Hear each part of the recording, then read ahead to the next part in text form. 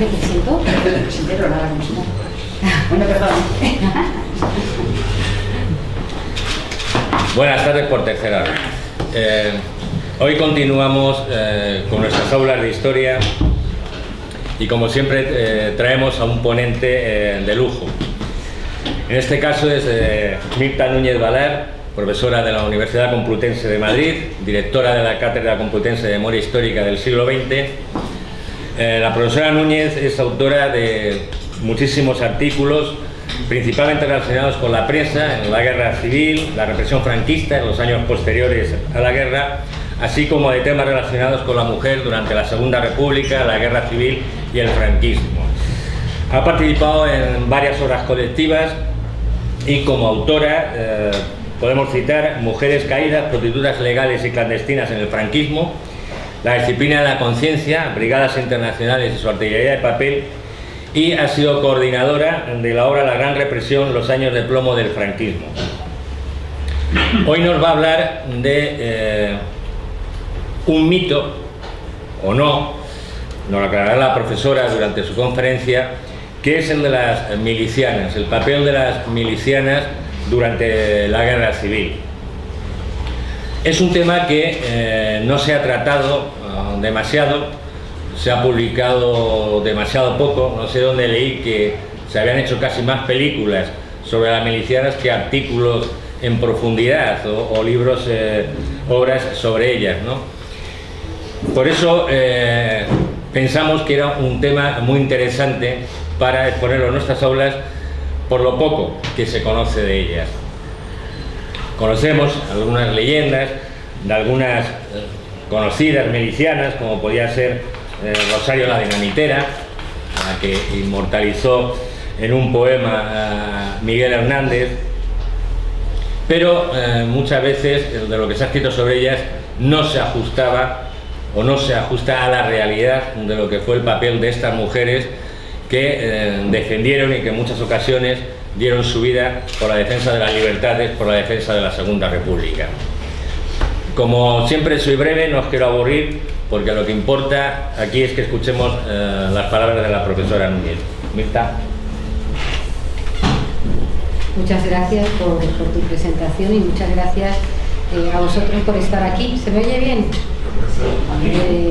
Quiero decir que me siento en mi casa porque yo soy socia también del CAUM, aunque ficho menos de lo que debería. Ficho menos porque tengo muchas cosas y la verdad es que toda la serie que has hecho, ¿no? Me hubiera gustado venir. ¿No se oye? Me hubiera gustado venir, que digo que soy socia y que vengo menos de lo que me gustaría, ¿no? Que ficho menos de lo que me gustaría, pero espero poder tener más libertad de acción antes de jubilarme, porque esto que me queda muchísimo. Y luego yo traía, para una actualización, traía el pendrive y resulta que no funciona el ordenador, pero bueno, también fue muy buenas. Me debería haber ocupado de preguntar y no darlo por hecho, que lo tenían aquí, o sea que ha sido un fallo también por mi parte. No se oye bien, ¿no? ¿Sí? Sí, perfectamente. Bueno, José Luis, ¿cuánto tiempo? Sí, 45 minutos. 45 minutos. Es que los que somos docentes, pues lo tomamos en cuenta, entre otras razones, porque los alumnos son menos pacientes. Y como te estés más tiempo de lo requerido, pues se levantan y se van. Y también lo hacen sin pasarte de tiempo, o sea que es una disciplina conveniente. Entonces, bueno, yo lo traía un PowerPoint, que es nuestro corsé ahora en la enseñanza, es un corsé que te aprieta, que tiene sus ventajas indudablemente, pero que en este caso no va a ser posible porque no sabía que estaba averiado el ordenador. Bueno, pues cuando pensamos un tema, ¿no? Y este fue el tema lo he tocado desde distintas perspectivas, pero fue el tema de un artículo para una revista universitaria para hablar de ellas aquí, pues hay un artículo que publiqué justamente en una revista de filología, que no es mi facultad, que es Estudios de la Mujer, se llamaba, creo que ya no sale, Estudios de la Mujer, y entonces, bueno, pues publiqué un tema sobre las milicianas. Y al enunciarlo como ficción o realidad, bueno, es para darle un poco de atractivo, porque evidentemente es realidad, En realidad, lo que pasa que como corresponde a la mujer, pues luego ha caído sobre la figura de la miliciana pues esas toneladas de basura que la propaganda franquista en general echó sobre la memoria de la República y los republicanos, y luego imaginaros pues especialmente sobre la mujer y sobre aquella mujer que había sido comprometida, que había sido activa, que había roto con tantos cánones femeninos. Pues lo que cayó sobre la mujer miliciana pues fue terrible. En realidad, porque yo creo que lo más adecuado es situarlo en tiempo y lugar. Y para empezar a hablar sobre materia tangible, ¿no? Y es un hecho colectivo e individual que realmente está presente en un periodo breve de la guerra, y evidentemente en zona republicana. Breve, que lo podemos situar entre julio y octubre de 1936, muy breve realmente, y sin embargo ha tenido un gran eco en la historia, por todo lo que rompe, por todo lo que significa, por todo lo que compone. ¿Está en toda la España republicana?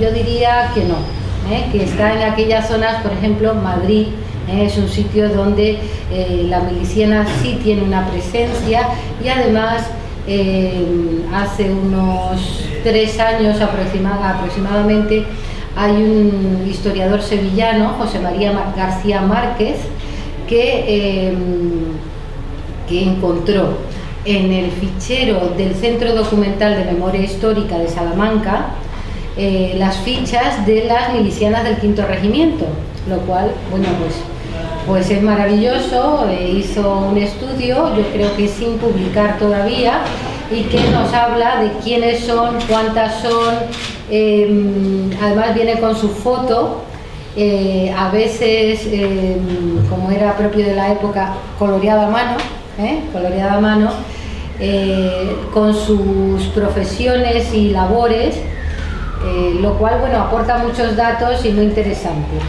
Evidentemente era una minoría respecto al hombre, de tal manera que lo que José María García Márquez encuentra nos dice que para el V Regimiento, que como sabéis se crea aquí en Madrid, en Tetuán, y todavía está el convento, donde el convento ocupado,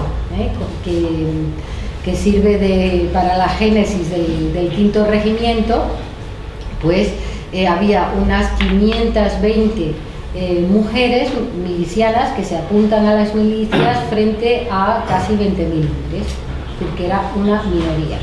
Pero una minoría realmente muy importante, porque estas mujeres estaban expresando que hay un cambio radical respecto a lo que se conocía en España y en el mundo entero. O sea que aunque su número fuera pequeño, la acción sobre la sociedad era muy grande, y a mí me parece, por lo tanto, muy relevante. Su presencia en la ficción, como decía José Luis, su presencia en las películas, que por cierto Vicente Aranda, que acaba de fallecer, pues es una película que, claro, desde el punto de vista de la historia, pues es más discutible. Yo la verdad es que la suelo señalar como paradigma de la propaganda, de la propaganda negativa sobre las milicianas. Pero bueno, es un ejemplo más de esa expresión en la ficción de la miliciana. Y claro, y de la propaganda franquista sobre ella, porque claro, ¿qué milicianas aparecen? Pues una monja, una novicia que se ha metido a miliciana, vamos a decir también de milicianas que, bueno, pues según los cánones habituales, pues eran mujeres que eran más libres en su comportamiento que lo habitual en la época. Bueno, pues evidentemente no profundiza sobre esa realidad de la miliciana. Y luego cuando uno habla de esto, pues tiene que entrar en que justamente las milicianas lo que intentaban era, en fin, que se tomase en serio su aportación, que no se dudase de su moralidad, y que por lo tanto lo que refleja Vicente Aranda, o que lo que reflejó en su momento, pues no corresponde a la realidad habitual de las milicianas. En el contexto en el que salen, en el que nacen, vemos que es justamente al inicio, y al inicio de la guerra hay que recordar esas líneas básicas, que es que hay un golpe de Estado, porque la gente sigue insistiendo, no aquí, que este es un público que sabe y que le gusta leer, pero lo que te encuentras fuera de aquí, fuera de los, vamos a llamar, nidos de rojos, a los cuales me sumo y soy parte, pues es que la gente ni sabe, son niños, ni saben ni le importa, que son gran parte de mis alumnos también, ni saben ni le importa.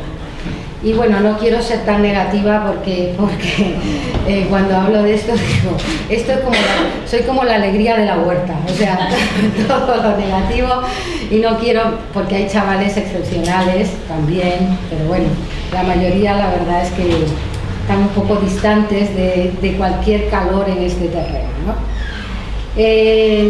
Por lo tanto, el golpe de Estado desencadena un desmoronamiento del poder del gobierno, del poder del Estado, y esto lógicamente es el caldo de cultivo para la guerra que le hicieron a la República no quería la guerra, y sin embargo pues se le imponen los golpistas, ¿no? Que además se autodenominan nacionales, y sin embargo el término sigue utilizándose, y justamente hoy se lo decía yo a mis alumnos, no voy a entrar a discutir ni voy a suspender a nadie porque ponga nacionales, simplemente que es incorrecto. Entonces ya se sabe que los niños y los jóvenes, por llevarte la contraria, dicen, pues ahora le pongo nacional. Ponlo, yo no te voy a suspender ni voy a decir, simplemente que intenta ser correcto, ¿no? en los términos. Entonces es el pueblo el que defiende la República, y Madrid es el mejor ejemplo. Madrid aporta la épica a la defensa de la República. Como luego se perdió la guerra, pues esa épica también ha quedado oscurecida, pero indudablemente Madrid fue el mejor ejemplo y el ejemplo más bello. Y estas formaciones populares que los partidos políticos de izquierdas, y entre ellos por supuesto los partidos republicanos, es decir, no solamente el Partido Socialista, el Partido Comunista, sino los distintos partidos republicanos y los anarquistas, van a contribuir a vertebrar al darle cierta forma, es decir, porque la aportación que daba la gente era una aportación de corazón, pero lo normal es que nosotros no sabemos la ciencia, si se puede llamar así, la ciencia militar, y por lo tanto enfrente lo que había era un ejército profesional, de tal manera que en cuestión de 2 meses, un poco más de 2 meses, las tropas del ejército de África se ponen aquí a las puertas de Madrid. Este es el problema de las milicias, y sobre todo de ese dilema que nunca se resuelve teóricamente, porque en la práctica sí se resolvió, que es sí o no a la militarización. Eso se discutió, La zona republicana es una zona donde todavía pervive bastante la democracia durante la guerra y se discute en el mismo frente, ¿no? Pero claro, el enemigo tampoco te da muchas oportunidades de discutir, ¿no?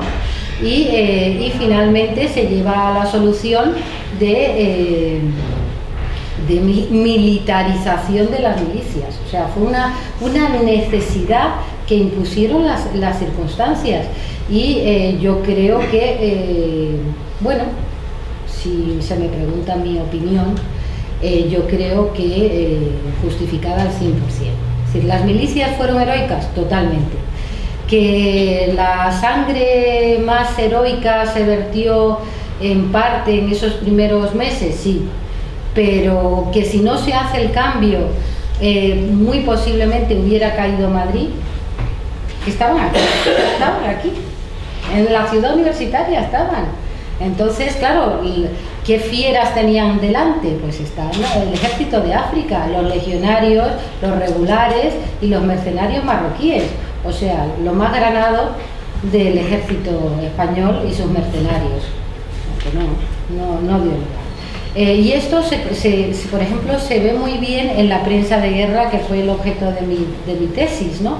En la prensa de guerra esta polémica se trata, de por qué debemos militarizar o no debemos militarizar, aunque con ciertos límites, porque tampoco, claro, cuando ya se decide ir a la militarización no se puede seguir discutiendo de esto, pero si por ejemplo se mantiene durante más tiempo en Cataluña y en Cataluña por la presencia anarquista, por la presencia trotskista, sí se mantiene durante más tiempo la polémica.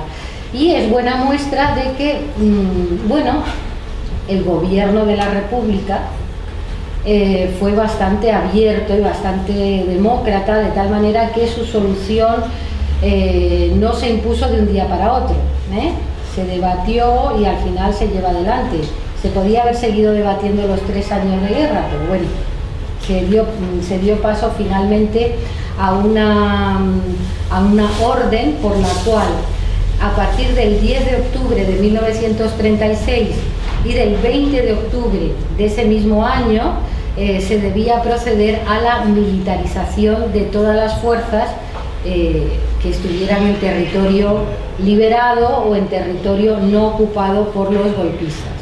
Con lo cual ya se toma esa medida determinante y se publica en la Gaceta. Que esto sirve para hablar de, por ejemplo, cómo pervive las consecuencias del franquismo cuando todavía hoy tenemos Boletín Oficial del Estado y durante siglos donde aparecía los decretos, órdenes oficiales, era la Gaceta de Madrid. Entonces no se ha vuelto a la situación anterior, sino a partir de lo que hicieron los golpistas. Bueno, si en el ámbito de la defensa se toma esa determinación, en el ámbito del gobierno también se toma una medida fundamental, que fue el primer gobierno de Frente Popular. Y yo diría que esto es poco conocido, porque ese primer gobierno, dice, bueno, lo normal, lo lógico, es que ese primer gobierno de Frente Popular con todas las fuerzas, como un gobierno de concentración, que lo ha dicho Esperanza Aguirre, ¿esto qué es? Esto sí que son los soviets. Sí, que vamos, es que esto de verdad que se le ha ido algo, Es mala, pero no yo estoy un poco preocupada por su salud. Por su salud mental. Que la ingrese, que la ingrese. Bueno,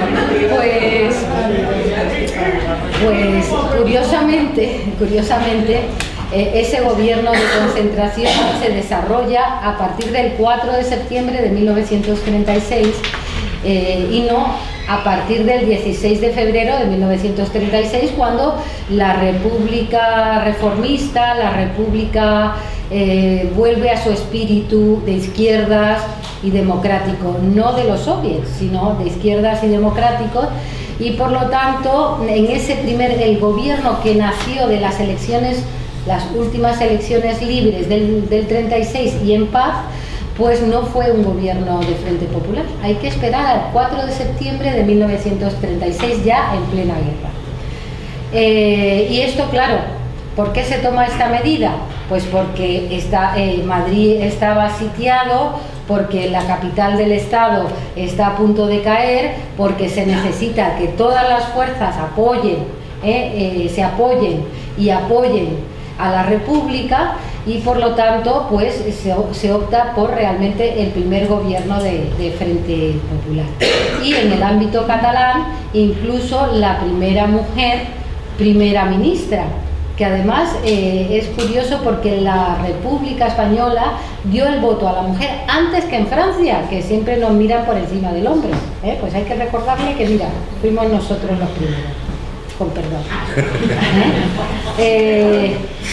Y entonces, bueno, cambio fundamental, transformación fundamental en el ejército, transformación fundamental en el gobierno de Frente Popular, transformación negativa, pero bueno, es la que hubo en el entorno internacional, lo que llamaríamos geopolítica, porque ya a estas alturas se ha consolidado un entorno hostil para la República. Comité de no intervención. Y esto es difícil de explicar porque, claro, ¿cómo es posible que la primera experiencia democrática española del siglo XX se encuentre con que los países de su entorno democrático le vuelvan la espalda? No lo entiendo. Pues sí, lo entiendes o no lo entiendes, pero fue así. Y en ese entorno está Francia, está Gran Bretaña, está Estados Unidos con un acta de neutralidad, y está también en el primer comité también está la Unión Soviética, es decir, que un número muy importante de países se incorporan. Explicación, pues estos países desarrollan una política que se ha llamado de alejar el fuego de sus fronteras. Recordemos que España ha sido neutral en la Primera Guerra Mundial, pero su entorno no. Y por lo tanto, los países todavía tienen muy fresca la memoria y la historia de la Primera Guerra Mundial. La idea de volver a una guerra pues es rechazada profundamente por una parte importante de la población, y además no tiene todavía preparada todo, diríamos, el avituallamiento, el armamento para enfrentar en condiciones al principal ejército de la época, que era el ejército nazi. Hay que recordar que los nazis ya se habían comido Austria, que en esos momentos está a punto de comerse Checoslovaquia, y por lo tanto no era una idea descabellada, sino que el ejército nazi es el ejército que realmente está amenazando el resto de Europa. Y digo también esto porque justamente que he dado una parte de esta clase esta mañana, me dice un alumno, fijaros el sustrato todavía del franquismo, dice, no, la amenaza era la URSS. No, vamos a ver, mira, no, y no porque a mí me caiga bien o mal, sino porque la URSS no podía desarrollar una política ofensiva porque lo que estaba intentando es ver qué hacer ante el potencial y muy posible ataque nazi. Bastantes problemas internos tenía la URSS, además con Stalin a la cabeza. Su capacidad armamentística era limitada todavía y no tenía ningún interés en invadir otro país. Ese era Hitler, y además puedes leer, hay muchísimas cosas escritas sobre eso. Era Hitler el que amenazaba el orden internacional, y sin embargo pues las democracias occidentales quieren alejar el fuego de sus fronteras, y también se llama esta política de apaciguamiento. ¿Y a quién era la fiera que había que apaciguar? Hitler, indudablemente. Hitler era la fiera. Bueno, pues desgraciadamente para la suerte de la República, las democracias le dan la espalda, y ahí también tiene un papel muy importante la propaganda.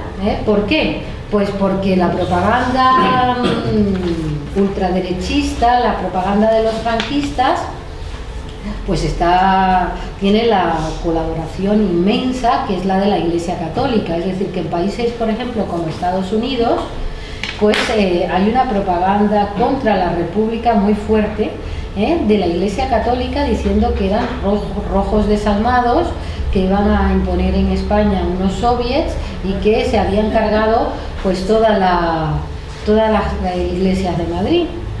O sea, que es que era un bombardeo constante. Y hablando de bombardeos, también en España por primera vez se utiliza el bombardeo masivo sobre la población civil. Y aquí en Madrid, bueno, pues para todos los que tienen familia que vivió en Madrid en la guerra, pues lo saben. Desde el 27 de agosto, que en la prensa aparece el primer bombardeo, hasta el 27 de agosto del 36, hasta el 27 de marzo, cuando entran las fuerzas fascistas por la ciudad, pues Madrid está siendo bombardeado. Y lo que pasa es que nos hace falta, o nos sigue haciendo falta, por cierto, un cantor. Y lo digo por Picasso, porque en vez de Guernica podría haber puesto Madrid. Podría haber puesto Madrid, porque en Madrid hay decenas y decenas de Guernica. Lo que nos falta es ese cantor que decía, parece que era Virgilio, pero bueno, a lo mejor no me acuerdo bien, decía un clásico que no hay victoria sin cantor. Realmente la gran victoria de la República es haber logrado superar el desorden de los primeros meses y haber logrado enfrentar el golpismo nacional e internacional. Desde mi punto de vista fue lo fundamental, porque fue algo tan extraordinario, tan increíble, que eso fue una victoria inmensa, con todas las apuestas en contra. Las cancillerías extranjeras, las representaciones diplomáticas les decían: no, salid porque van a entrar y no os podemos garantizar la vida. O sea, con todos apostando 1000 a 1, ¿no?, de que iba a caer, la República mantiene la lucha. Y además hace una proeza, que es reconstruir el ejército popular regular en el transcurso de una guerra. Es decir, que la República abandona la fórmula miliciana y en su lugar crea un ejército regular. Como, claro, la memoria del presente era que una parte importante del ejército había sido golpista, pretoriano, había contratado mercenarios, etcétera, etcétera, etcétera, pues la memoria había mucho antimilitarismo, con razones obvias, porque la historia de ese ejército español del siglo XIX y XX, pues en fin, no había sido especialmente exitosa, ¿no? Y por lo tanto, bueno, pues al decir no, vamos a volver a la fórmula militar, también eso es polémico por este precedente de rechazo al ejército por razones históricas casi inmediatas.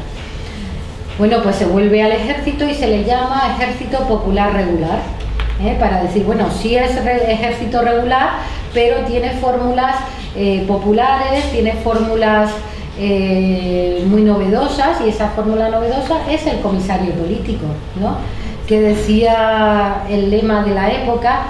Fijaros cómo han cambiado las situaciones, que les preguntaba yo a mis alumnos: ¿sabéis lo que es una consigna?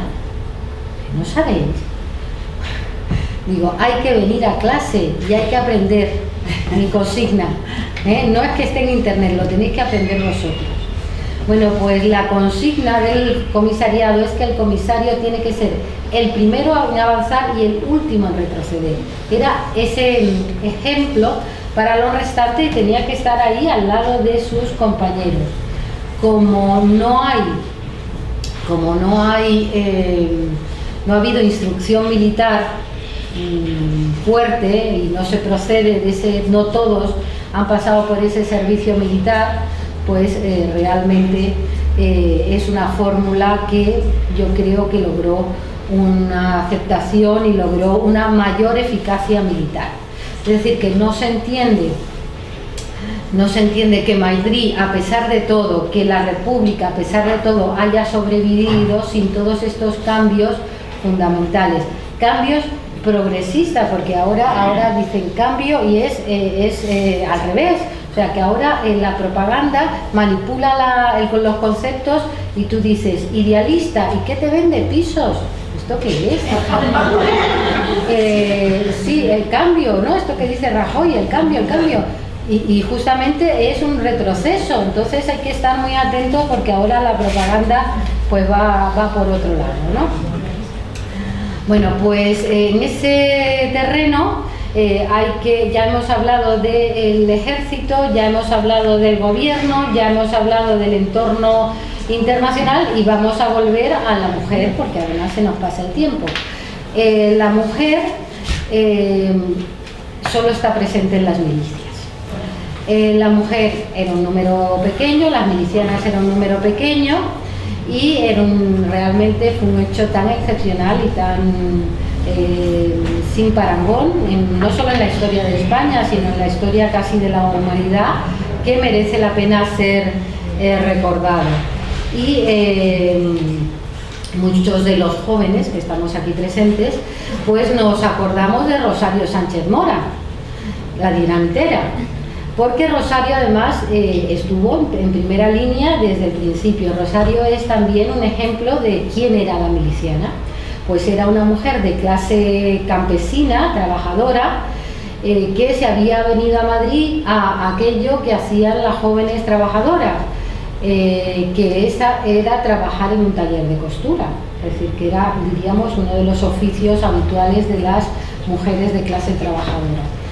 Su madre había muerto, su padre se había vuelto a casar, ella era de Villarejo de Salvanés, un pequeño pueblo del sureste de Madrid, que sigue existiendo evidentemente, y que decide venir aquí a Madrid para, en fin, ganarse la vida y ser independiente. Bueno, pues cuando está en el taller tiene lugar el golpe militar y un grupo de jóvenes que serían milicianos en breve plazo llega al taller y le dice: compañeras, el fascismo se ha sublevado, tenemos que tomar las armas. Y entonces ella contaba que las mujeres que estaban allí se quedan en silencio y ella, que tenía más desparpajo que las demás, dijo: compañero, ¿no te das cuenta que todos somos chicas? ¿Cómo vamos a coger las armas? Sí, compañera, ¿por qué no vais a coger las armas? Vosotras también, vosotras también, ¿por qué no? Y ella, que era muy echada para adelante, muy echada para adelante, pues dijo: pues yo me subo al camión y me voy a Somosierra con vosotros. Y se sumó a un grupo pequeño de jóvenes. Y dijo con buena, pensándoselo bien, dice: no le consulté a mi padre, porque no me iba a dejar. Pues claro, que no te iba a dejar. Luego ella está en el frente y también ella y los otros testimonios, porque ya hay bastantes testimonios escritos, bueno, no bastantes, hay algunos testimonios escritos que dicen de la otra lucha que tienen que llevar adelante estas mujeres, y es la lucha por el reconocimiento de su aportación. Y entonces ella llega allí a Somosierra.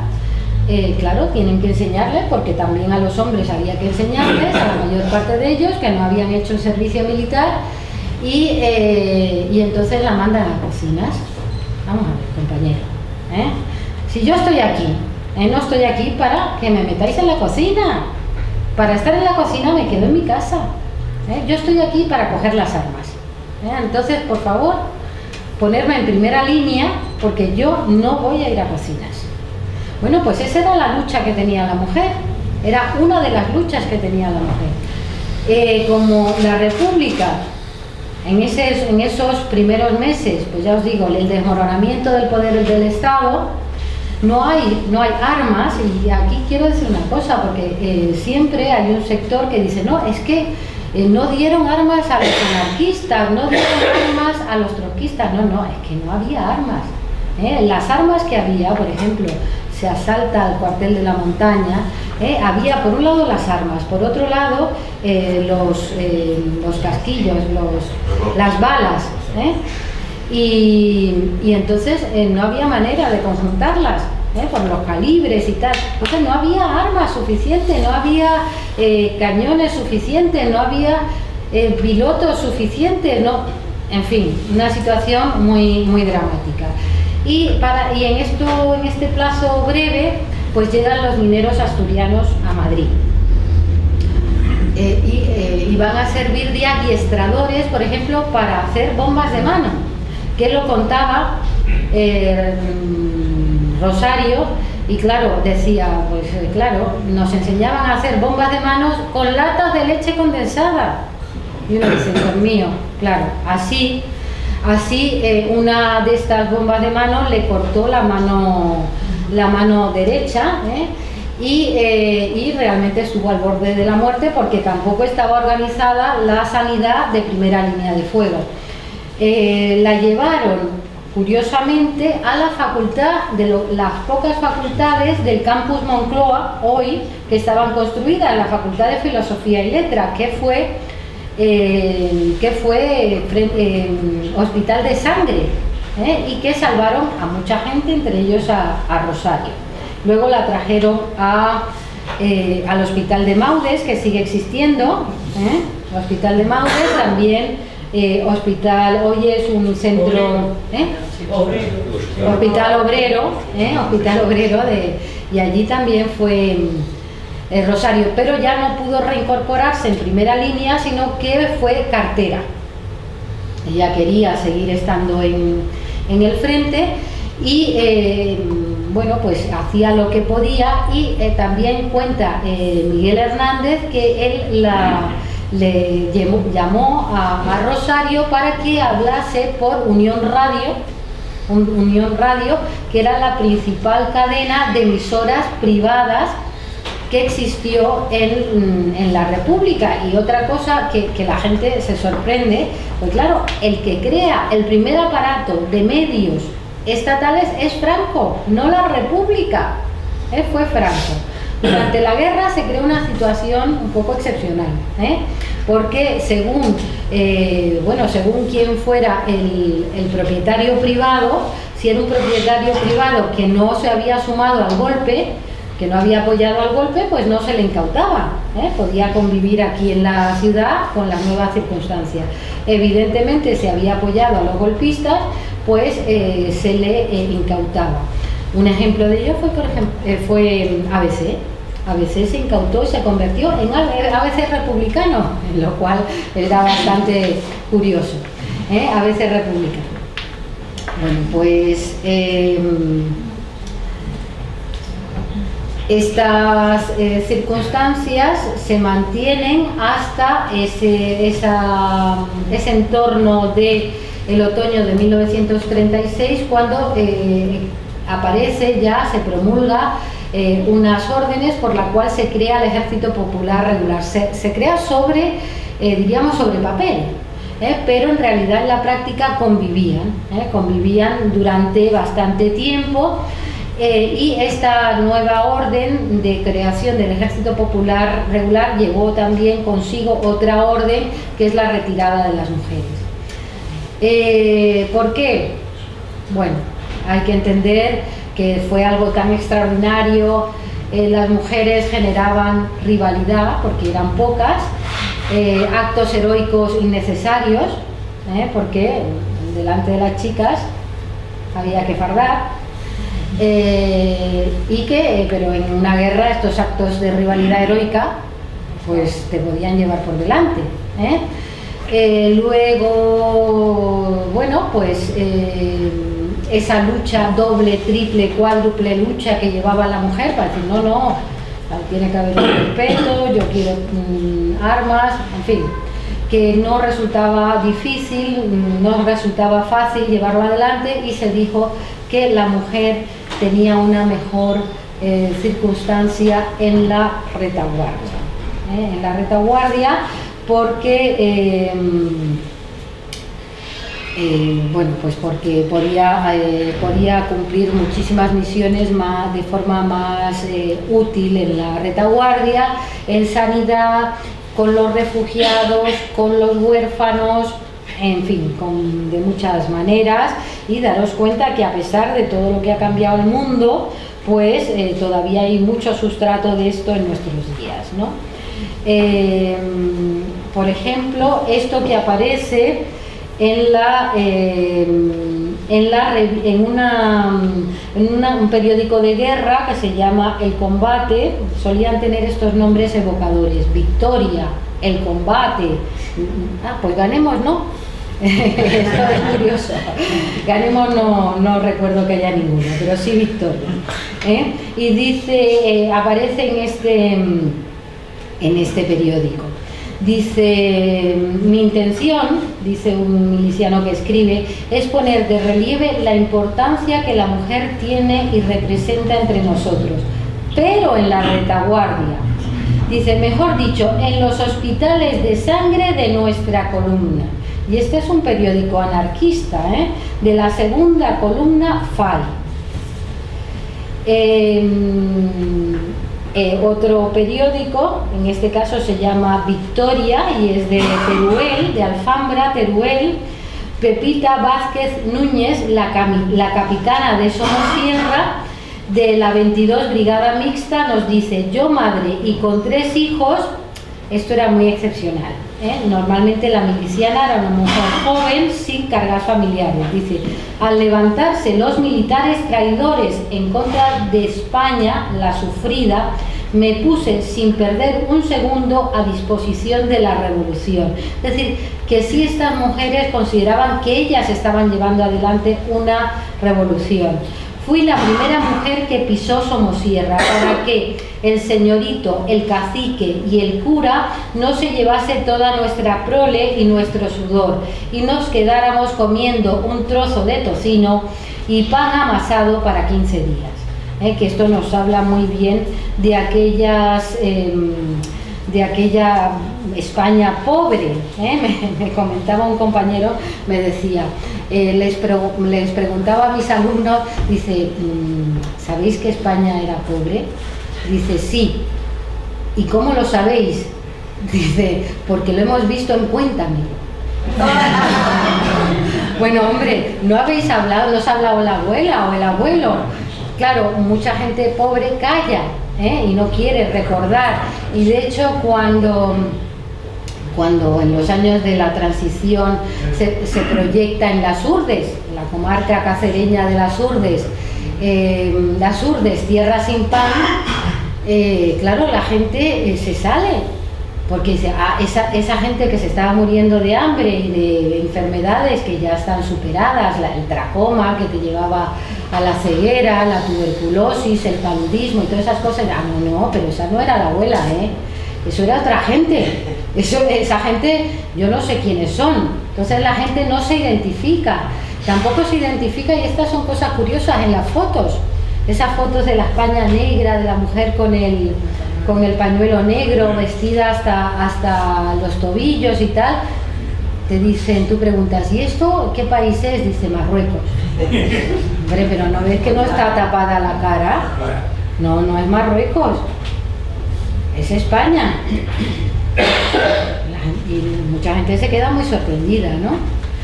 Bueno, pues entonces esta falta de reconocimiento del pasado, pues es lo que nos lleva en parte a nuestra desmemoria actual, porque claro, hay intereses para que no te reconozcas en el pasado y en todo lo que se ha conseguido con la lucha. Dirigiéndome hacia el final, también hay que decir que las milicianas muchas veces van a la primera línea de fuego acompañando a su padre, acompañando a su novio o a su marido. Por ejemplo, están las memorias, estas que sí han aparecido hace como 3 años, de Mariluz Mejías, extremeña, que nos cuenta cómo ella pues fue a la guerra acompañando a su novio, a su hermano y a su padre, todos juntos se fueron del pueblo, entre otras razones porque cuando sube el ejército de África por Extremadura, pues como bien recordamos los que sabemos lo que ocurrió en Badajoz en agosto de 1936, pues la represión no se paraba en mujeres, en hombres, en jóvenes, y por lo tanto huían centenares y miles de personas de los pueblos, y esos centenares y miles de personas, una parte importante de ellos, se venían a Madrid a luchar, y Mariluz Mejía, y esto está publicado, si no recuerdo mal, en Renacimiento, que es una editorial que existe y que es de Sevilla. Por cierto, mañana se abre la Feria del Libro, que nos gusta a todos porque somos de ese nido de lectores, ese nido de lectores que todavía sobrevivimos, de lectores en papel, aunque hay que decir que hay mucha tontería con esto, Todavía el soporte que más se vende es el soporte papel, y todavía la publicidad que más cara se vende es la publicidad en papel, y así que esperamos que así continúe. También, por lo tanto, hay, ya para ponerle punto final a ese periodo extraordinario de presencia de las milicianas, es que la miliciana pues sufre durante la guerra mucha difamación, porque eran chicas jóvenes, la mayor parte, y claro, muchas habladurías, vamos a dejarlo así, habladurías. Y luego, ¿qué vamos a decir de la propaganda franquista? La propaganda franquista dice barbaridades de estas mujeres y cae sobre ellas pues infundios sobre su moral sexual, y la propia Rosario, a quien tuve el gusto de conocer, la propia Rosario pues decía que ellas tenían que cortar con esos infundios, con esas habladurías, y que ellas luchaban para ser hermanas y compañeras, pero no para y rechazar lo que decía el enemigo, y sobre todo el modelo que representaba la prostitución, porque la prostitución era justamente el modelo contrario de lo que ellas querían defender para el futuro de la mujer española. Hay libros, un libro muy bonito que a mí me gustó muchísimo fue el diario de una miliciana trotskista, que es Mica Echevere, que era una miliciana además muy extraordinaria. Esta mujer vino con su compañero desde Argentina, la capitana, luego se hizo una novela con ese nombre. Y entonces ellos tenían la idea de la revolución mundial, vienen a España, en cuanto ven que esto, bueno, pues el golpe militar desencadena la guerra, y entonces, bueno, pues se quedan aquí, ella y su compañero, y luchan en Madrid y en Guadalajara, en Sigüenza, y este diario se puede encontrar con facilidad, y os lo recomiendo porque además es muy sentido, muy sentido. ¿Qué más deciros? Además de Mica Echevere, el diario de la Jabalina, la miliciana extremeña que viene con gran parte de su familia aquí hacia Madrid. Luego hay varios libros, y entre ellos, bueno, yo diría que uno de los libros más interesantes, pero no trata solo de la miliciana, sino bueno, de la represión que se desencadena contra las republicanas fundamentalmente, bueno, en toda la zona que cae en manos rebeldes durante la guerra y luego en la posguerra.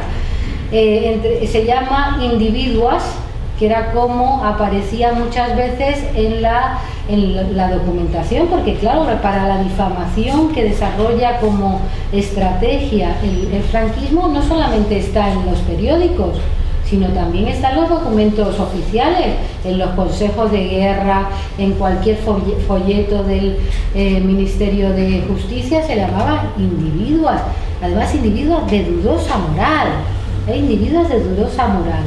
Y bueno, en ese libro, que además no lo digo para que lo compréis porque está descatalogado, y una de mis labores que no hago y debo hacer es reeditar estos libros, que es el de Mujeres Caídas, porque claro, sobre las milicianas caían el que luego en la posguerra se dedicasen a la prostitución. Hay que decir que, como todo, igual que alguna novicia prostituta había, pues también algunas milicianas que se dedicasen a la prostitución habría, pero que en su mayor parte era algo que pretendían rechazar, que pretendían, eran mujeres comprometidas con una idea que hoy está, claro, oye, tenemos que luchar para que el idealismo no significa venta de pisos, o sea, que nos vamos a contar, que nos vamos a contar.